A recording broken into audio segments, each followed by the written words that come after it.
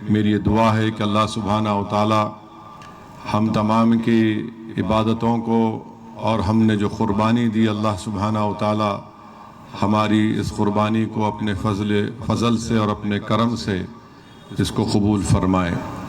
और याद रखिए कि हाँ पर हमने जिसके पास इस्तिताअत थी, उन्होंने अपनी इस्तिताअत के लिहाज से अपनी क़ुरबानी को अल्लाह की राह में पेश किया है।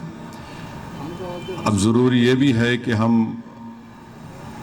अपने गुनाहों से तौबा करें, हम उस गलत रास्ते पर ना जाएं जिससे हमको भी नुकसान होगा, हमारे अफराद ख़ानदान को नुकसान होगा और खुदा न खास्ता कहीं हमको आखिरत में उसके बारे में जवाब ना देना पड़े। तो याद रखिए हमको अपने नफ्स की ख्वाहिशात की भी क़ुरबानी देना है और हमारा नफ्स हमेशा हमको बार बार हमको दावत देता है कि हम अल्लाह से दूरी को इख्तियार करें। तो ये चीज़ को हमको मद्देनज़र रख कर अपने आप को और अपने तमाम ख्वाहिशात को शरीयत के ताबे करना है और पूरी कोशिश हम तमाम को करना है कि हम अल्लाह का क़ुर्ब हमको हासिल हो। और मेरी दुआ है कि अल्लाह सुब्हाना व तआला हम तमाम को अपने फ़ज़ल और करम से उसका क़ुर्ब हमको अता करे। मेरे अज़ीज़ दोस्तों और बुज़ुर्गों, क्योंकि ये मजलिस इत्तेहादुल मुस्लिमीन के ज़िम्मेदारों का इजलास है, ये आम इजलास नहीं है, मेरी आप तमाम से ये दरख्वास्त है कि 25 जून से आप जानते हैं कि SIR शुरू होने वाला है और SIR जब शुरू होगा 25 जून से तो मुख्तलिफ वोटर्स के घर पर एन्यूमिनेटर फॉर्म के साथ बूथ लेवल ऑफिसर आएगा और वो फॉर्म उस घर पर, उस वोटर के घर पर या वोटर को देकर जाएगा। मजलिस इत्तेहादुल मुस्लिमीन ने, इलेक्शन कमीशन ने जो सहूलत दी है, हमने मजलिस के अरकान को, ज़िम्मेदारों को BLA बनाया है, बूथ लेवल एजेंट्स बनाया है। तो मैं उन तमाम वोटर्स से अपील कर रहा हूं कि जब 25 जून से SIR शुरू होगा तेलंगाना में, आप तमाम से मेरी गुजारिश है कि इसको बड़ी सीरियस तरीके से लीजिए। ये बड़ा हिसास मसला है और मैं जज्बात में लाने के लिए नहीं, ना आपको डराने के लिए कह रहा हूँ कि यकीनन ये हमारी ज़िंदगी और मौत का एक मसला है। जब आपको BLO आकर, बूथ लेवल ऑफिसर आपको फॉर्म देगा तो आप उस फॉर्म को पढ़िए। अगर आपको पढ़ना नहीं आता तो आप मजलिस के ज़िम्मेदारों को जो BLA हैं या फिर किसी अपने जानकार को जिस पर आप पर भरोसा है उनको बताइए और ये देखिए कि मैपिंग सही तरीके से हुई या नहीं हुई है। और मैपिंग सही होना बहुत ज़रूरी है ताकि अगर मैपिंग सही होगी तो जो ड्राफ्ट लिस्ट आएगी उसमें आपका नाम आएगा। तो ये हम तमाम की जिम्मेदारी है और अल्हम्दुलिल्लाह आप जानते हैं कि पिछले 1.5 महीने से अगर पूरे भारत में अगर किसी सियासी जमात ने वोटर्स का नाम को SIR में शामिल होने के लिए अगर किसी ने काम किया और कर रही है तो उस पार्टी का नाम मजलिस इत्तेहादुल मुस्लिमीन है। हमने ऐप बनाया और अल्हम्दुलिल्लाह दारुस सलाम के इस मरकज़ी दफ्तर पर यहाँ पर मजलिस ने यहाँ पर ट्रेनिंग दी। यहाँ पर लोग वोटर आते हैं बिला लिहाज मज़हब मिल्लत, अपना नाम चेक करते हैं 2002 के वोटर लिस्ट में और उनकी मैपिंग की जाती है। वही एन्यूमरेटर फॉर्म जो इलेक्शन कमीशन का है उसी तरीके से हम बताते हैं कि 2002 में किस तरह कहाँ पर थे, किस जगह पर थे, नाम लिखते हैं।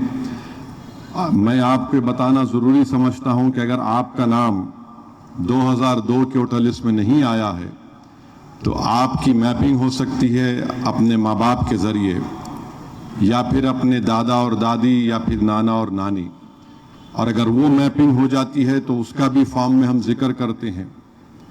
अगर किसी का नाम 2002 के वोटर लिस्ट में नहीं है तो इलेक्शन कमीशन ने 13 डॉक्यूमेंट्स दस्तावेज़ात का जिक्र किया है। आप उन दस्तावेज़ात को लगा सकते हैं जिसमें पासपोर्ट भी शामिल है, बर्थ सर्टिफिकेट भी है, एसएससी की मार्कशीट है। और मैं आपको ये बताना इसलिए ज़रूरी समझता हूँ कि आज से 4 महीने पहले मजलिस के एक वफद ने हुकूमत तेलंगाना के ज़िम्मेदारों से मुलाकात की। चीफ मिनिस्टर तेलंगाना से मैं खुद जाकर मिला, उनको एसआईआर के बारे में बताया और हमने उनसे ये नुमाइंदगी की कि आप अपने हुकूमत के 100 दिन मना रहे हैं, कुछ प्रोग्राम चल रहा है। हमने हुकूमत से गुजारिश की कि मी सेवा सेंटर पर आप एसएससी की मार्कशीट को रखिए, 12th की मार्कशीट को रखिए, ग्रेजुएशन का सर्टिफिकेट रखिए। और हमने ये भी गुजारिश की क्योंकि एसआईआर का टाइम सिर्फ 1 महीने का होता है, जल्द से जल्द वहाँ से सर्टिफिकेट मिल जाए जो एप्लीकेशन देते हैं। तो मुझे जानकर खुशी हुई कि हुकूमत ने मी सेवा सेंटर पर वो सहूलतें कायम की हैं और हर असेंबली हलके में नए 5 मी सेवा सेंटर काम करें, सिर्फ हैदराबाद नहीं पूरे तेलंगाना में। अगर आपके पास डॉक्यूमेंट नहीं है, जाइए उस मी सेवा सेंटर पर एप्लीकेशन दीजिए और फिर उस डॉक्यूमेंट को हासिल करिए। अगर आप बैकवर्ड क्लास में आप आते हैं, वो बैकवर्ड क्लास का सर्टिफिकेट निकालिए, चाहे वो BCA हो, B हो, C हो, D हो या E हो। वो भी इलेक्शन कमीशन के उस एन्यूमरेशन फॉर्म पर आप लगा के दे सकते हैं। और चौथी बात यह है कि अगर किसी का नाम 2002 के वोटर लिस्ट में नहीं है मगर उनकी पैदाइश 30 जून 1987 से पहले हुई है, तो उनको, जिसकी पैदाइश 30 जून 1987 से पहले हुई है, उस वोटर को सिर्फ अपना एक डॉक्यूमेंट लगाना है जो 13 document election commission of India ने दिया है। और जिसकी पैदाइश 30 जून 1987 और 2 दिसंबर 2004 के दरमियान में हुई है, उनको अपना खुद का डॉक्यूमेंट और अपने माँ बाप में से किसी एक का डॉक्यूमेंट लगाना है।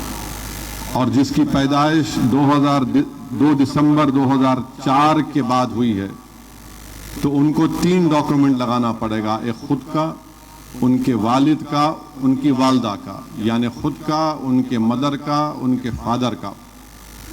और वो डॉक्यूमेंट्स की लिस्ट 13 डॉक्यूमेंट की लिस्ट है, आप उसको कर सकते हैं। मसला यहाँ पर यह हो रहा है कि अगर किसी का नाम मोहम्मद सुल्तान है तो मोहम्मद की स्पेलिंग सही अंग्रेजी स्पेलिंग MU है। अब MO को लिख दिया।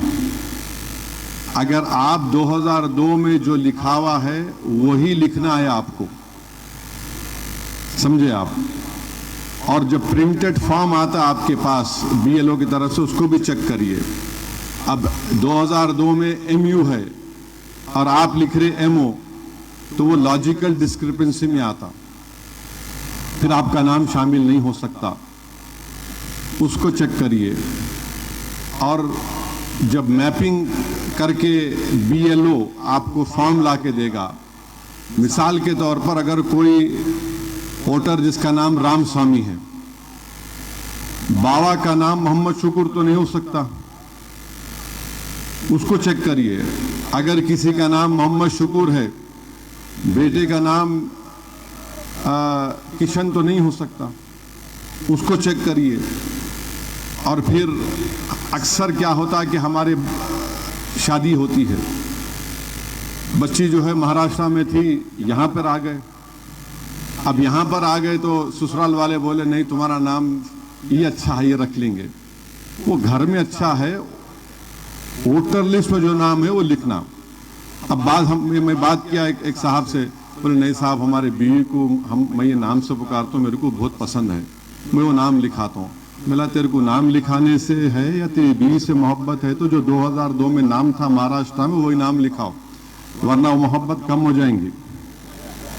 तो ये भी है, बात लोगों को है। तो ये एक समझाने के लिए आपको मिसाल दे रहा हूँ। इस तरह से हमको पूरी जुस्तजू के साथ, और ख़ास तौर से मजलिस के अराकीन के ऊपर बहुत बड़ी जिम्मेदारी है, अराकीन असम्बली के ऊपर, साबिक़ा अराकीन बल्दिया पर, साबिक़ा अराकीन असम्बली पर, कि वो अपनी पूरी तवानाई, अपना पूरा वक्त 25 जून से लगाकर चेक करें, लोगों की रहनुमाई करें, लोगों की मदद करें। और जैसा कि मैंने बताया कि मजलिस ने ही एक ऐप बनाया जिसमें 2002 की वोटर लिस्ट है, 2024 की वोटर लिस्ट, और हमने इंटरनेट के जरिए इलेक्शन कमीशन की वोटर लिस्ट जो उनके पोर्टल पर है, अगर कोई बाहर थे, कोई बाहर से आए हैदराबाद को, तो उनका हम चेक करके दे रहे हैं। बहरहाल कई लोगों को अल्हम्दुलिल्लाह उससे फ़ायदा हुआ है, और मैं शुक्रगुजार हूँ जमात के तमाम जिम्मेदारों का कि जिन्होंने मुख्तलिफ असम्बली हल्क़े जात में अपना एक हेल्प डेस्क सेंटर बनाया, और उन्होंने वहाँ पर भी तमाम लोगों की रहनुमाई की, उनकी मदद कर रहे हैं। वैसे ही जुलाई 25 जून से 25 जुलाई तेलंगाना, उसके बाद महाराष्ट्र, फिर दिल्ली भी शुरू होगा। तो महाराष्ट्र में भी हमने एक ऐप बनाया, मैं खुद वहाँ पर गया, वहाँ से औरंगाबाद से हमने बच्चों को बुलाया, उनकी ट्रेनिंग दी, मुंबई से बच्चे आए, और हमारे मुख्तलिफ मुंबई के असम्बली हल्क़े जात से ट्रेनिंग दी गई बच्चों को, वो वहाँ पर गए, वहाँ पर भी वो काम कर रहे हैं। मैं बता ये रहा हूँ कि जहाँ कहीं भी अब SIR होगा, ख़ास तौर से गरीबों के लिए ये बहुत बड़ी परेशानी का बाइस बन रहा है, ख़ास तौर से जो लोग देही इलाकों में रहते हैं, ख़ास तौर से गरीब जिसका डॉक्यूमेंट नहीं है। और सुप्रीम कोर्ट का जजमेंट भी आ गया है जिसमें उन्होंने कहा कि SIR हो सकता है, और याद रखिए उस सुप्रीम कोर्ट के जजमेंट को हम, सुप्रीम कोर्ट का जजमेंट कानून होता है, यकीनन वो कानून बन चुका, मगर हम सुप्रीम कोर्ट के इस फैसले से मुत्तफिक नहीं हैं, इसको सही नहीं मानते हम। सुप्रीम कोर्ट को पहले SIR की कॉन्स्टिट्यूशनलिटी डिसाइड करना था, मगर बाद में हुआ। अब सुप्रीम कोर्ट ने अपने फैसले में कह दिया कि इलेक्शन कमीशन को इख्तियार नहीं है कि किसी की शहरियत या सिटीजनशिप डिसाइड करे, मगर इलेक्शन कमीशन जिस किसी का नाम का इंदराज नहीं होगा, उन नामों को वो कॉम्पिटेंट अथॉरिटी, यानी जो जिम्मेदार अथॉरिटी है, उनके हवाले कर देंगे। उसका मतलब क्या है कि वजारत दाखिला को नाम जाएगा, वो foreigners tribunal ministry of home affairs बनाएगी, और फिर उनको अपनी शहरियत साबित करना पड़ेगा। ये आसान चीज नहीं है, याद रखिए। इसीलिए बार बार हम लोग पुकार रहे थे। मैं बिहार में देख चुका हूं, और बिहार के बाद बंगाल में देख चुका हूं। इसीलिए मैं हैदराबाद आकर यहां पर टेक्निकल लोगों से मुलाकात किया। हमारे सैयद मुश्ताक साहब का उसमें बड़ा रोल रहा। हमने वो ऐप बनाया। मजलिस जमीन पर काम करती है। मजलिस कमरों में बैठकर 1 मिनट का वीडियो बनाकर गाली देने का काम नहीं करती। लोग देख रहे हैं कि मजलिस जमीन पर काम कर रही है। SIR का ये जजमेंट आया, इसीलिए मेरी आप तमाम से गुजारिश है कि इस पर एहतियात से हमको काम करना है। अब आप खुद देखिए कि पूरे मुल्क में सिर्फ 7% लोगों के पासपोर्ट है। 133 करोड़ का देश है, सिर्फ 7% लोगों के पास पासपोर्ट है। उत्तर प्रदेश की माओं के पास 70%, बंगाल की 70% माओं के पास बर्थ सर्टिफिकेट नहीं है। तो मेरी आपसे गुजारिश है कि इसको आसान मत लीजिए। और अगर आपको मैं हकीकत बता रहा हूं, मिसाल के तौर पर बंगाल में 95 लाख नोटिस गए लॉजिकल डिस्क्रिपेंसी के नाम पर, और फिर उसमें से 27 लाख लोगों के नाम कट गए। जो वोट डाले, जिनका नाम है, जिंदा हैं, 27 लाख लोगों के नाम कट गए। एक असेंबली हल्का है शमशेरगंज, उसका नाम है। 2,35,000 वोटर है, जिसमें से 82% वोटर मुसलमान हैं, यानी 1,93,000 मुस्लिम वोटर है। अब उसमें से जो पूरे कुल वोटर जो एजुकेशन लिस्ट में आ गए 1,07,000। 1,07,000 में 1,06,000 तो सिर्फ मुसलमान है। 1,06,000 से मुसलमान हैं। तो बिहार में भी ऐसी हुआ है। बिहार में भी कई जगह पर जिन लोगों के नाम काट दिए गए, नाम नहीं आए, जो एक्सक्लूड हो गए, जो डिलीट हो गए, 3,60,000 माने 33% नाम मुसलमानों के।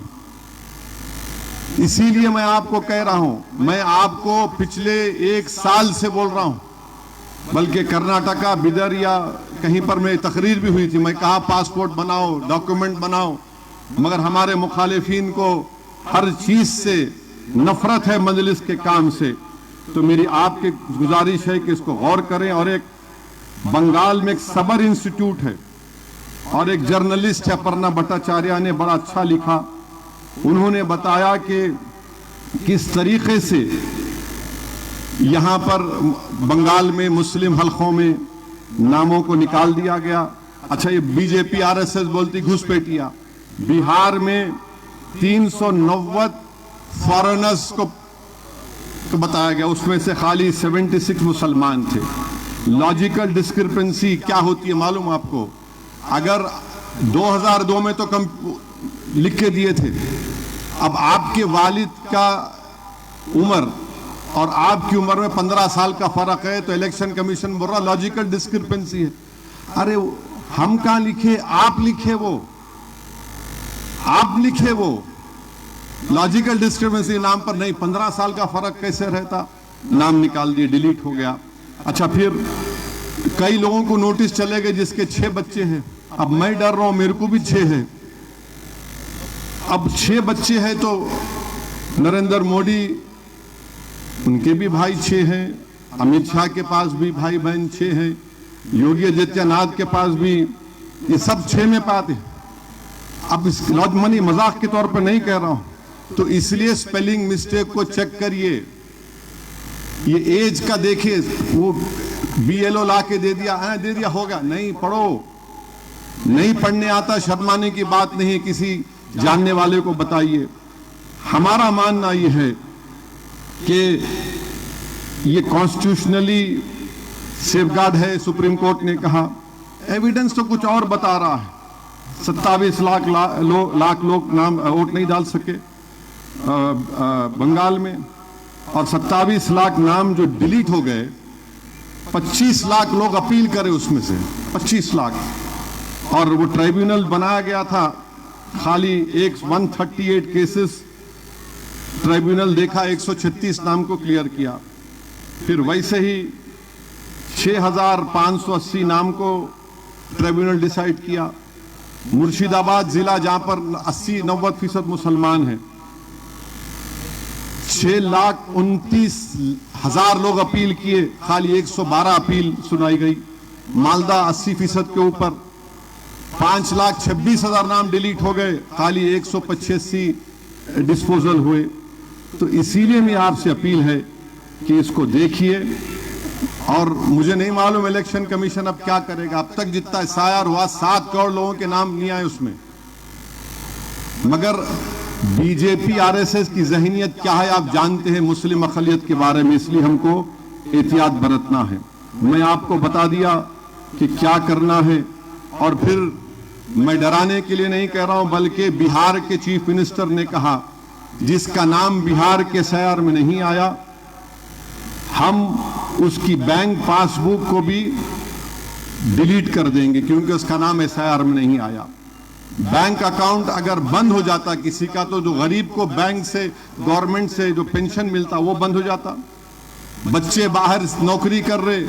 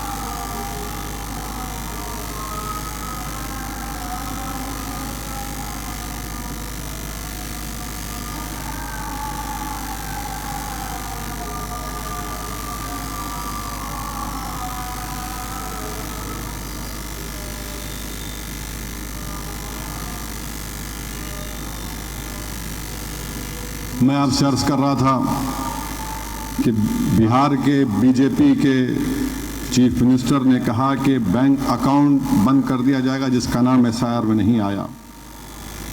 याद रखिए, ये बहुत बड़ी तकलीफ का बाइस बन सकता अगर हम सही तरीके से कोशिश नहीं करेंगे अपने नामों का इंदराज कराने के लिए। तो मेरी आप तमाम से अपील है कि आप लोग इस पर ख़ास तवज्जो देकर 25 जून से जो शुरू होगा एसआईआर तेलंगाना में, इसमें आप लोग पूरी जिम्मेदारी के साथ करेंगे और फिर जुलाई में महाराष्ट्र में शुरू होगा। वहाँ पर भी हम उम्मीद करते कि लोग इसको बड़ी सीरियसली लेंगे। याद रखिए, अगर आप बीएलओ के दिए हुए फॉर्म को यकीन कर लिए और फिर आपका नाम ड्राफ्ट लिस्ट में नहीं आया तो फिर ये तकलीफ़ का बाइस बन सकता है। तो मेरी आप तमाम से गुजारिश है कि जहाँ कहीं भी एसआईआर मुल्क में हो रहा है वहाँ के लोग अपना वोटर जो हैं अपने नाम को दलाएं, ये बहुत ज़रूरी है। और दूसरी बात ये है कि हैदराबाद में चंद दिन पहले एक वकील को दर्दनाक तरीके से उनको क़त्ल कर दिया गया। ख्वाजा मोइज़ुद्दीन को मजलिस इत्तेहादुल मुस्लिमीन उसकी मजम्मत करती है और हम हुकूमत से और पुलिस से ये मुतालबा करते हैं कि ख्वाजा मोइज़ुद्दीन को जिन्होंने कत्ल किया है, हुकूमत क़ानून के दायरे में रहकर उन तमाम मुल्ज़मीन जो हैं उनको सख्त से सख्त सज़ा दिलवाएगी। और अफसोस इस बात का है कि ज़िलहज का एक मुबारक महीना है जिसमें कोई जंग नहीं होती, ये ज़ालिमों ने उस बेचारे को गाड़ी से उड़ा दिया। खैर, इंशाअल्लाह ताला जो जुल्म करेंगे, जो क़त्ल करेंगे, दीन और दुनिया उनकी बर्बाद हो जाएंगी। और अगर कोई ये समझ रहा है कि क़त्ल करने वाला क़त्ल तो कर देता है मगर सबसे ज़्यादा परेशान उसके घर वाले हो जाते, और जो जिसका क़त्ल किया जाता है वो तो घर वाले, एक माँ अपने औलाद से महरूम हो जाती, वो शादीशुदा है तो उसकी बीवी बेवा हो जाती, बच्चे हैं तो बच्चे अपने बाप से महरूम हो जाते हैं। ये तो प्री प्लान तरीके से अगर कोई ऐसा करते रहेगा और कोई ये समझेगा कि नहीं नहीं हम कुछ भी कर सकते, निकल जाएंगे, बच जाएंगे, तुम दुनिया में तो नहीं बच सकते। अगर बच भी गए वहाँ तो पकड़ होंगी ना तुम्हारी। वहाँ पर उसी हालत में जो कोई कातिल किसी मासूम का क़त्ल करता है वो अल्लाह, हदीस शरीफ में आया कि अपने अल्लाह के अर्श के सामने उसी हालत में आकर खड़े होकर बोलेगा, अल्लाह तुम मुझसे इंसाफ कर। याद रखो, उस दिन से डरो, डरो उस दिन से जब अल्लाह के सामने कोई बड़ा नहीं, अल्लाह से बड़ा कोई हो ही नहीं सकता। रब्बुस समावात, अल्लाह ज़मीन और आसमान का खालिक है, लतीफ़ है, वो याज़ल जलाल इकराम है। अल्लाह ये क्या करते हैं लोग। मैं जानता हूँ जब मेरे भाई अकबर पर हमला हुआ था तो बहुत से लोग मुझ पर ताना मारते थे, क्या कर लिए तुम, क्या कर रहे हो। बोला नहीं, जो भी करना है कानून के दायरे में रहकर करेंगे हम। और हम किया अल्हम्दुलिल्लाह, कानून से जो कुछ हो सकता था हमने किया। उस वक्त के आंध्र प्रदेश की 307 की तारीख हमने बनाई। अटेम्प्ट टू मर्डर में 5 साल कोई जेल में नहीं था, जेल में थे, कोर्ट सजा हुई, कोर्ट बास को छोड़ दिया। अगर हर कोई कानून को अपने हाथ में लेगा, अरे तमाशा हो गया, भाई भाई को मार रहा, अरे गैंग वार। हम तो पुलिस को बोल रहे हैं ये तमाम ऐसे अनासिर को आप कानून के दायरे में रहकर इन पर सख्त नोटिस लो। आप कोई किसी का साथ देने का सवाल ही पैदा नहीं होता। आप गलत करें, आप गलत कानून को तोड़ेंगे, उसका जवाब देंगे। वो दिन चले गए। ये 2026 है और आजकल जो नया BNSS एविडेंस एक्ट बना उसमें तो FSL की सहूलतें हो गई। अब इनको समझना चाहिए। अब तीसरी बात यह है कि जैसा अभी बताया गया कि हमारे मुल्क में बकरीद आई, रमज़ान आया, बस शुरू हो गए अज़ां पे तकलीफ़, नमाज पे तकलीफ़, आखिर क्या हो गया तुम लोगों को? अंग्रेजों से जब लड़ रहे थे तो यही मस्जिदों में ठहरकर उलमाए कराम ने जिहाद का फतवा दिया था अंग्रेजों के खिलाफ। अल्लामा फजल हक खैराबादी रहमतुल्लाह अलैह, अल्लामा काफी रहमतुल्लाह अलैह, ऐसे सौों हजारों उलमाओं ने अपनी जानों को कुर्बान कर दिया। आज तुम हमको बोल रहे हैं अज़ां पे ये मसला, नमाज पे मसला। अच्छा, वो जो यात्रा चलती उत्तराखंड से दिल्ली तक पूरी रोड ब्लॉक हो जाती, उस पर कोई तकलीफ नहीं है आपको? बीच में पंडाल डाल देते, उस पर कोई तकलीफ नहीं है आपको? ये बात सच है। नमाज होती रोड पे, कितनी देर होती भाई मेरे? रोज का तो नहीं है ना, जुम्मे का होता या फिर ईद की होती, फिर चले आते मिलके। ये भारत में तो हर मजहब का त्योहार तो रोड पे भी होता है ना, उसको नहीं देखते, उसको नहीं देखते, आंख अंधी हो जाती है। बदनाम करो मुसलमानों को, नहीं नमाज। अरे भाई याद रखो, तुम कुछ भी कर लो, हम नमाज नहीं छोड़ेंगे इंशाअल्लाह ताला।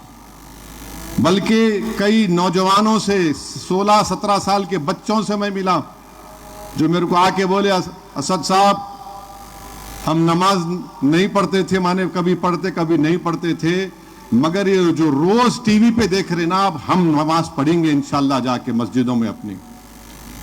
अरे तुम नमाज तुम्हारी तकलीफ, अज़ां तुम्हारे लिए तकलीफ नहीं, किसी से तकलीफ नहीं है तो नहीं मोदी के भाषण से तकलीफ नहीं है उनको। एक तमाशा बना के रख दी है पूरा मुल्क में।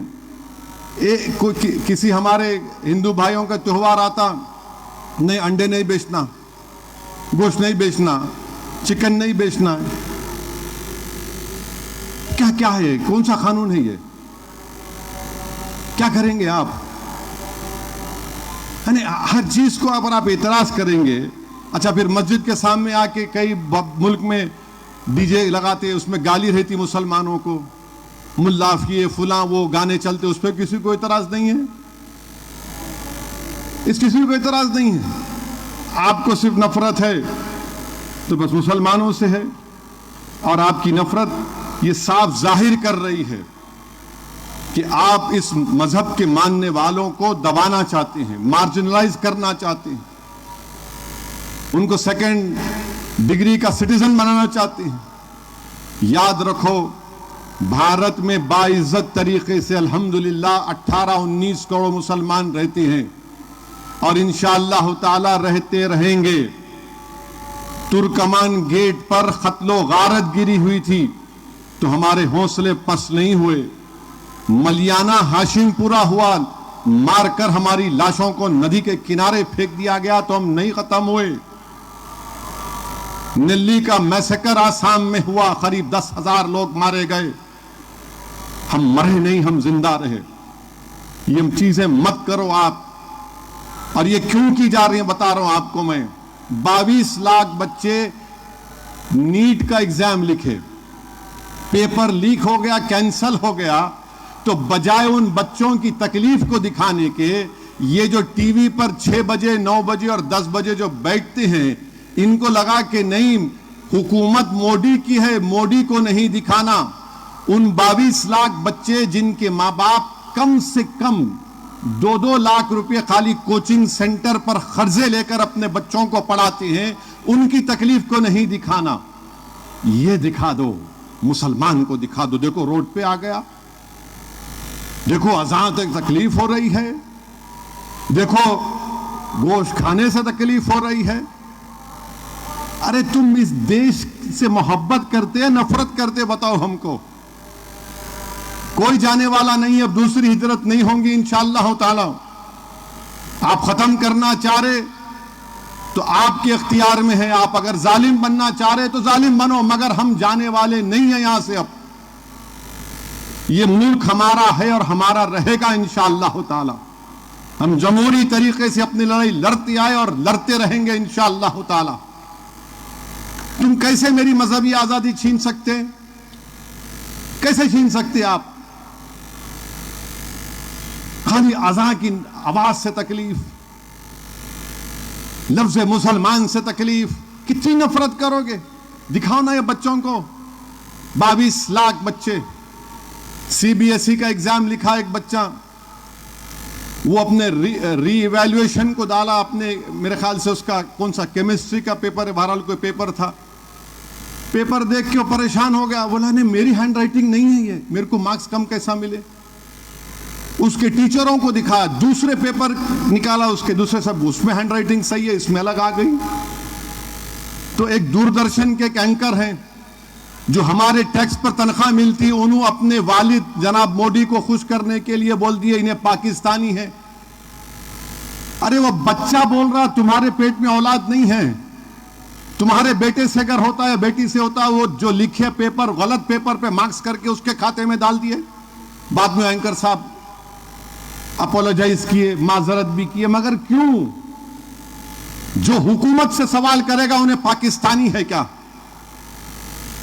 क्या मोदी खुदा बन चुके हैं? अब इस देश में संविधान तो खुदा को भी तनकीद कर सकते हैं आप, मगर मोदी पे तनकीद नहीं करना। देखो क्या हो रहा है, पेट्रोल की कीमतें बढ़ रही हैं, बढ़ते जा रही, गैस की कीमत बढ़ते जा रही, उस पर बात नहीं करना। मुसलमान को दिखाओ, अज़ान के नाम पे बोल दो, सुअर लेके चले जाओ, क्यों कर रही है? याद रखो इख्तिदार हर एक के पास नहीं रहता, परमानेंट नहीं रहता। 300 साल 200 250 साल निजाम की हुकूमत थी, आज किंग कोठी के पर्दा गेट के सामने जाकर ठहर के देखो,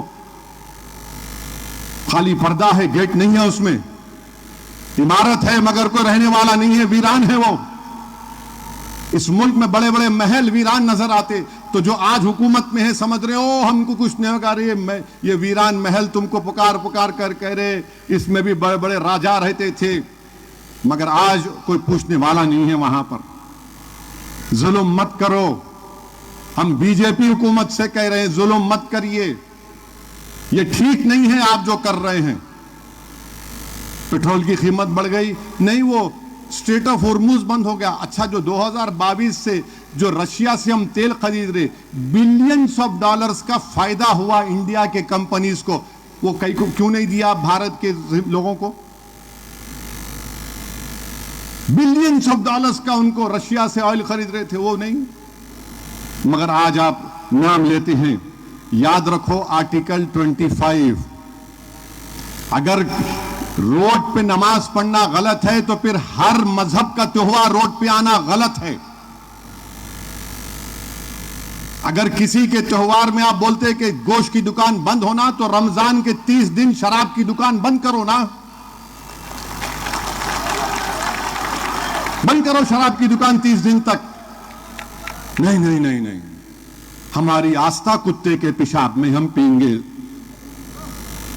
पी के हम औरतों को मारेंगे। आप देखो एक बेचारी बच्ची को किस तरह मारा गया, किस तरह मारा गया उसको, जुल्म पे जुल्म औरतों पे हो रहा है, उसमें कोई बात ही नहीं होती है। और फिर आप ये बताते घुसपैठिया, कहां घुसपैठिया, किधर है, कहां है घुसपैठिया? ये चीज हो रही है। मैं इन तमाम चीजों की सख्त मजम्मत करता हूं। आसाम में यूसीसी बना दिए और उसमें वहां पे जो हमारे आदिवासी लोग हैं, कितने हैं वहां पे, कुछ 12% आबादी, उनको मुस्तस्ना रख दिया आप आदिवासियों को। एक कैसा आप बताइए कि हिंदू धर्म का शादी के तरीके मुझ पे आप लागू कर रहे। हिंदू धर्म में एक प्रोहिबिटेड लिस्ट है, यानी इनसे आप शादी नहीं कर सकते। हमारे पास चिचा के बेटी से शादी होती, बेटे से होती, खाला के बेटे से होती, बेटे से होती। मुसलमानों में आप कौन होते भाई रोकने वाले? आप क्यों वो धर्म का कानून हम पे क्यों लागू कर रहे हैं आप? इस्लाम में आप बोले ट्रिपल तलाक गलत है, खत्म कर दिए, फिर आप पूरे तलाक को खत्म कर दिए, यानी 6 महीने सेपरेशन क्यों रहना? में आर्टिकल 25 फ्रीडम ऑफ रिलीजन नहीं है? ये क्या कर रहे हैं आप? मजहब से दूर कर दो इन लोगों को। अच्छा, विल पावर के तहत कोई भी अपनी एक जायदाद अपने एक बेटे को या किसी को दे सकता है, मुसलमानों में 1/3 से बढ़ के नहीं दे सकते किसी को, आप औलाद में जाना पड़ता। अब आप विल पावर यूसीसी में कर दिए। आप बताइए क्या करना चाहते हैं आप? हमको तो कबूल नहीं है ये, हम तो कबूल नहीं है। अच्छा, फिर अमित शाह जो है दिल्ली में जनजातीय महाकुंभ किए आदिवासी लोगों का, उसमें पूरे मुल्क से आदिवासियों को, कबायली लोगों को बुलाए, और उस जिस जलसे में अमित शाह तकरीर कर रहे थे उसके बैनर पे लिखा था कि जो लोग अपने मजहब को छोड़ देते, अपने कल्चर को छोड़ देते, वो अपनी शनाख्त को खत्म कर देते। बिल्कुल सही है। जब आदिवासियों के लिए सही है तो हर भारत के हर धर्म के मानने वालों के लिए सही है। जो अपना धर्म को छोड़ेगा, अपने कल्चर को छोड़ेगा, वो खत्म हो जाएगा, उसकी शनाख्त नहीं रहती। चाहे वो हिंदू धर्म का हो, हिंदू धर्म में कोई ब्राह्मण हो, क्षत्रिय हो, ठाकुर हो, कोई अग्रवाल हो, कोई जैन हो, कोई बुद्धिस्ट हो, कोई शेड्यूल कास्ट हो, ये सबका एक धर्म है, उन सबको चलने की इजाजत है। और आप आदिवासियों के जलसे में अमित शाह के बैनर तकरीर कर रहे, बैनर के पीछे लिखा, मैं देखा कि जो लोग अपने मजहब को और कल्चर को छोड़ देते वो अपनी शनाख्त को, आइडेंटिटी को खो देते। तो फिर आर्टिकल 29 का प्रोटेक्शन भारत के मुसलमानों को नहीं है क्या? बता दीजिए आप। फंडामेंटल राइट है ये, वो डायरेक्टिव प्रिंसिपल है। आप ये करना चाहते हैं और फिर आप बात बड़ी बड़ी करते हैं। वहीं पर आप देखिए उसमें कानून आसाम में क्या बना दिए। मैं समझ में इनको ये नहीं आ रहा कि भाई जो हिंदू धर्म के लिए बिल्कुल अच्छा है करिए, मुस्लिम धर्म के लिए हमको हमारे धर्म के मुताबिक चलने दीजिए ना। क्या मैं अपना कानून किसी पे लागू करूं? नहीं हो सकता। आप कैसे कानून बौद्ध मजहब पे, क्रिश्चियनों पर आयद कर रहे हैं? ये कहां का यूनिफॉर्मिटी है? सिर्फ मकसद क्या है कि मुसलमानों को जो मजहबी आजादी बाबा साहिब अंबेडकर ने आर्टिकल 25, 26, 29 में दी, उससे छीन लिया जाए। मैं क्यों करूंगा अपनी शादी, मैं क्यों तलाक दूंगा, अपनी बीवी को छोड़ूंगा किसी और धर्म के कानून पर, मैं क्यों अपनी औलाद को जायदाद दूंगा किसी और धर्म के कानून पर, क्यों दूंगा मैं? ये क्या राइट टू इक्वालिटी का वायलेशन नहीं है? ये काम बीजेपी आरएसएस कर रही है। अब फिर आप आ जाइए, बकरीद का जमाना था तो ये पूरे शुरू हो गए, नहीं गोश्त क्यों खाते, नहीं खाना गोश्त। हद तो ये हो गई कि उत्तर प्रदेश में एक किताब निकाले, उत्तर प्रदेश में इतने खाने हैं, इस तरह के खाने बनते उत्तर प्रदेश में, आपको मालूम। और वो खाने निकाले, 75 जिले उत्तर प्रदेश में हैं और 75 जिलों में एक किताब को निकाले। स्टेट टाइम्स 18 मई की रिपोर्ट कोट कर रहा हूं। उन्होंने 75 जिलों में खाना क्या होता 200 डिश निकाले। उत्तर प्रदेश की सरकार, आपको मालूम उसमें एक गोश्त की डिश नहीं है 75 जिले में, जबकि खुद हुकूमत का सर्वे यह बोलता है कि 53% लोग उत्तर प्रदेश में गोश्त खाते। 75 जिलों की गोश्त की खाने की, ये जिले में ये खाना रहता ना। अब जैसा बारकस चले गए आप, मिट्टी हरीस मिलती सुबह सुबह, वहां पे कहीं नहीं मिलती, लोग खाते जाके, मैं भी खाया। अब मैं बारकस में बोलूंगा बारकस में अच्छा मिलता, मगर नहीं वहां पे खाली अंजीर मिलता, वो बोल दूंगा तो लोग बोलेंगे पागल है, खाने की बात आई तो मिट्टी हरीस की बात करो, मंदी की बात करो, नहीं उड़ा दिए। अच्छा, यूनेस्को एक तारीफ किया भारत की, लखनऊ की। उसने कहा कि this is the cities of gastronomy list, माने खाने का शहर है। आपको मालूम जो मिनिस्टर ऑफ कल्चर है जनाब गजेंद्र सिंह शेखावत साहब, वो इस यूनेस्को की बात को तारीफ किए, मगर पोस्टर में गोश्त नहीं था, तरकारी थी खाली। अरे तुम क्यों वेजिटेरियन बनाना चाह रहे हमारे को? ये कर दिए। अच्छा, फिर आप देखते हैं कि बच्चे जो है रमजान में गंगा में कश्ती में रोजा खोले। आपको मालूम 1.5-2 महीने के बाद उनकी बेल हुई और मुझे बड़ा ताज्जुब हुआ कि ऑनरेबल इलाहाबाद हाई कोर्ट के जजेस ने जो जजमेंट दिया, उन्होंने कहा, अंग्रेजी में पढ़ रहा हूं, members of the Muslim community having a roza iftar party and during the said iftar party while partaking of food, non-vegetarian food is said to have been consumed by members of Muslim community who are then alleged to have thrown the remains into river Ganges.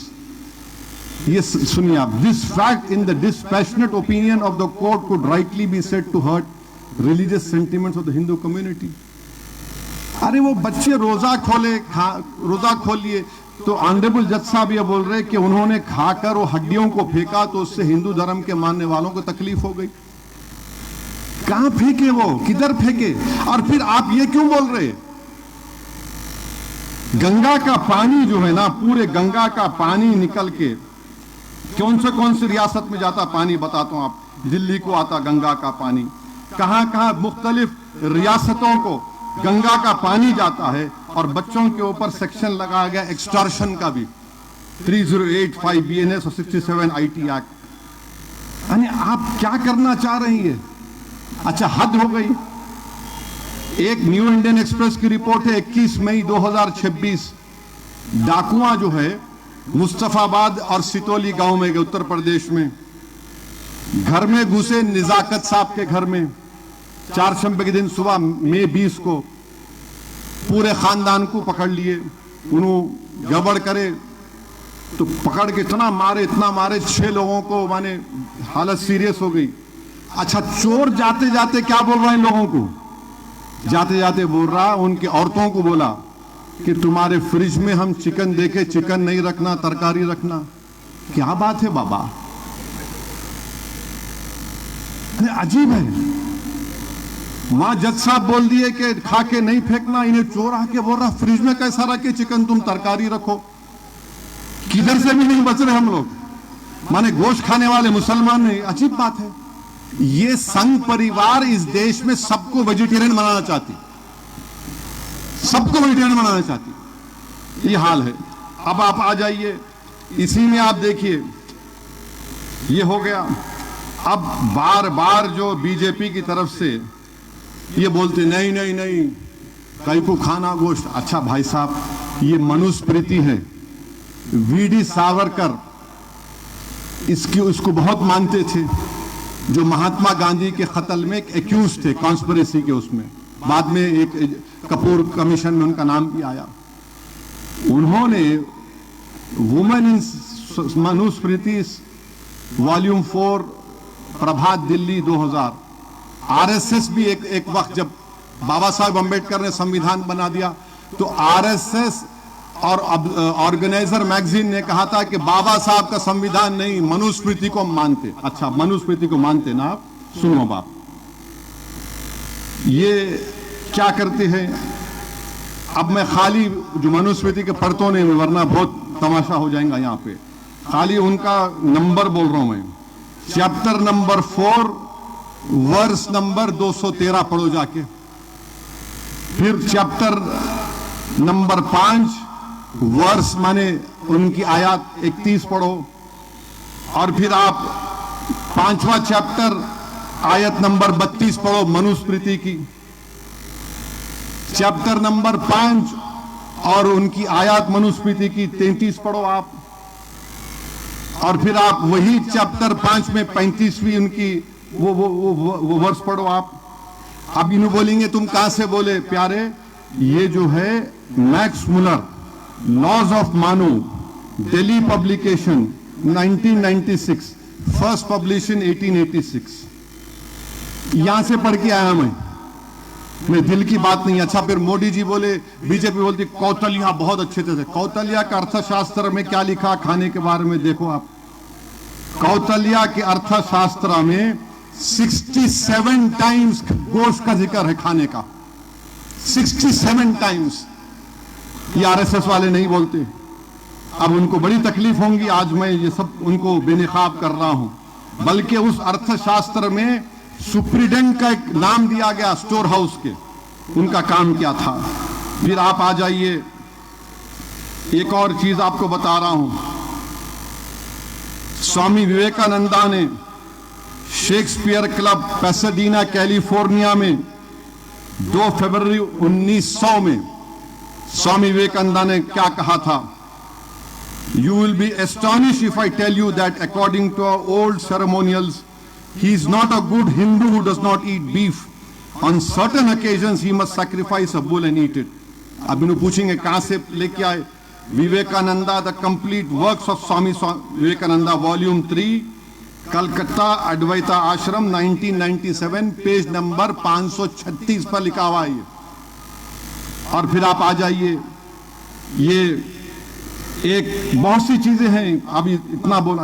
बाबा साहेब अंबेडकर ने क्या लिखा, बाबा साहेब अंबेडकर ने एक बेहतरीन मजमून लिखा था, did the Hindus never eat beef.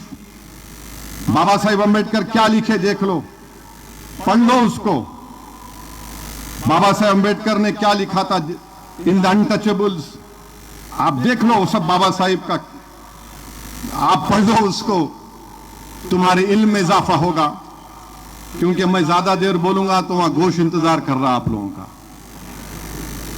Bankim Chandra Chatterjee जो वंदे मातरम लिखे थे, उन्होंने क्या लिखे देख लो, क्या लिखे उन्होंने। ये नरेश चंद्रा की जो तर्जुमे किताब है। अच्छा फिर ये छोड़ दो आप, हम लोग बीफ एक्सपोर्ट करते भारत से, कितना आता मालूम फॉरेन एक्सचेंज आपको भारत से, भारत को 34,117 करोड़ रुपए, 34,117 करोड़ रुपए। वहां पे आप चलेंगे। अच्छा राजस्थान में कोई मेरे को वीडियो भेजा है अबरारनाथ कि कोई एक गोश्त की गाड़ी थी, लोग रोक लिए, उसमें से जो गोश्त जा रहा था कंपनी का, वहां गवर्नमेंट एग्जामिन करी तो मालूम हुआ पूरा गाय का गोश्त है। ये आप इलेक्ट्रोल बॉन्ड किसको मिला सबसे ज्यादा, अल कबीर से, अलाना से, बीजेपी को मिला।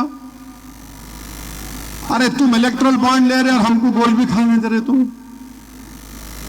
20-20 करोड़ 30-30 करोड़ का इलेक्ट्रोल बॉन्ड मिला बीजेपी को। फिशरीज का एक्सपोर्ट कितना होता। और फिर जो गंगा का पानी जो जाता है दिल्ली, पटना, राजगीर, गया, बोधगया, भागलपुर, नवादा, कानपुर, इलाहाबाद, वाराणसी, हरिद्वार, कोलकाता को तक पानी जाता है। फिर आप वो पानी क्या बोलेंगे आप, ये पानी इस्तेमाल होता सफाई के लिए, कपड़े धोने के लिए। और इलाहाबाद हाई कोर्ट ने इस तरह की बात कर दी, भाई रेस्पेक्टफुली हम कह रहे हैं। तो ये सब चीजें हैं जो मैं आपके सामने रखना चाहता था। और मैं आखिर में जो मजलिस इत्तेहादुल मुस्लिमीन पर इल्जाम लगाते कि मजलिस जो है फुला है, ये करती वो करती, अरे भाई साहब मजलिस हिंदुओं के खिलाफ है, मजलिस कभी हिंदुओं के खिलाफ थी ना रहेगी इंशाअल्लाह ताला। मैं मुसलमान हूं तो दीन की तालीम यह है कि तुम किसी के गैर जरूरी किसी मजहब के खिलाफ नहीं हो सकते। आज से 2 दिन पहले 3 दिन पहले हमारे सीताराम बाग की मंदिर है, वहां पर मांगड़ बस्ती के दीपक बच्चे ने तीरने गए। अच्छा वो मंदिर भी निजाम की दी हुई है, उसमें बेचारा बच्चा डाइव मारा, फंस गया उसमें। 4 घंटे हो गए, 3 घंटे हो गए, कौन जाके डाइव मारा पानी में, जफर जाके डाइव मारे। पानी पूरा हरा है, हाइड्रा वाले बोले हम नहीं आते, वो 2 मांगरों को लेके जफर वाला चलो मैं कूद जाता हूं, कूद गया जफर। जफर को हर जगह कूदने की अच्छी आदत हो गई आजकल। जफर में कूद गए, अब कूद के ढूंढ रहे, हाइड्रा आया तो हाइड्रा बोले ये लो ये डुबो। हाइड्रा खाली बुलडोजर से तोड़ने के लिए तैयार है, जान बचाना हाइड्रा को नहीं आता। जफर थे वहां पर, 6-7 घंटे के बाद बेचारे दीपक की लाश निकली। वहां के दलित समाज के लोग मेरे को मैसेज करके बोले कि साहब हम आपके बहुत खिलाफ है, कट्टर है, मगर ऐसा काम मजलिस और जफर ने किया, हमको उम्मीद नहीं थी। आपको कभी उम्मीद नहीं रहेंगी। आपको कभी उम्मीद रहती नहीं, आपको क्या उम्मीद रहती मेरे को मालूम, आपको क्या उम्मीद रहती आप।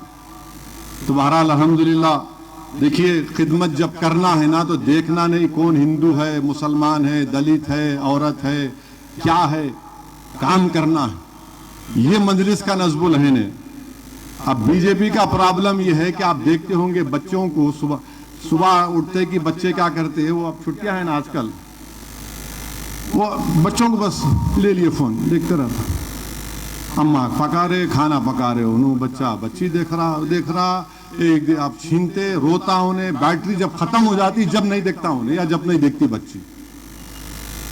अब बीजेपी का प्रॉब्लम भी यही है, बस खाली हमको ही देखते रहते।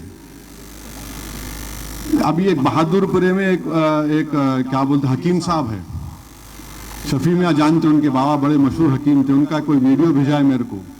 तो उन्होंने इसी पे बात करते करते उन्होंने बोले मैं अपनी बचपने में गाना सुनता था, वो गाना इसी हो गया कि लोग बच्चे जो है इसको देख रहे। अब बीजेपी भी क्या है, सिर्फ सुबह से लेके रात के 2 बजे तक मुसलमान क्या कर रहे, कब उठे, कब खा रहे, कब मस्जिद को गए, कब अजान दिए, क्या कपड़े पहन के गए, उनके घर में क्या पकड़ा, उनका बच्चा क्या कर रहा, हाँ, उन्हें कहाँ पे जा रहा, उन्हें वहां से कपड़े कैसे पहन के आया उन्हें। तो हकीम साहब, गिमिरान हकीम साहब बोले उनकी जवानी में एक मशहूर गाना था, तेरे चेहरे से नजर नहीं उठती, नजारे हम क्या देखें। तो बीजेपी का मामला वही है, उनको खाली हम ही दिख रहे, तेरे चेहरे से नजर नहीं उठती, नजारे हम क्या देखें। खाली हम मुसलमानों पर तवज्जो, बस घुसपैठिया हम, ज्यादा बच्चे हम पैदा करते, नमाज से तकलीफ, अजान से तकलीफ, खाने से तकलीफ, बुरखे से तकलीफ, हिजाब से तकलीफ। अब क्या बोलते सॉफ्टवेयर में काम कर रहे, नहीं वहां जाके मजहब तब्दील कर रहे। अरे एफआईआर में कुछ भी नहीं है, नहीं मजहब तब्दील, अरे हर चीज कैसा भी इनको परेशान करना।